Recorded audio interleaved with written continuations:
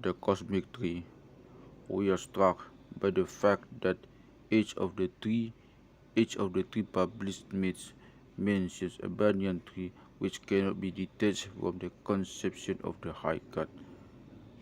For instance, myth CI myth C I tell uh, myth CI tell us that the high god sent his messenger to the middle of the sea to plant a banyan tree in the center of the 8 points of the compass.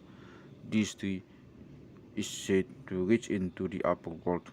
Also in the Toba Batak myths recorded by others, a banyan tree is mentioned, while in the folk tales we also come across such a tree in the people's imagination. It stands in the entrance to the upper world and its roots go downwards until they reach the rock and until they reach the rock Nangar Jati, the passage from the middle world to the upper world.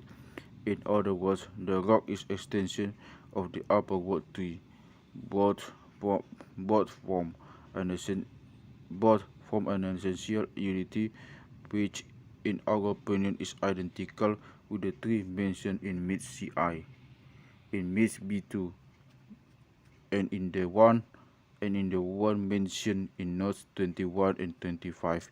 We come across to a stump up of the tree in the middle of the sea. It is therefore not too risky to suppose that the Toba Batak have a conception of a tree reaching from the underworld into the upper world. This tree will appear to be the Tobanese tree of life, by the Tobanese tree of life representing the cosmic totality and order.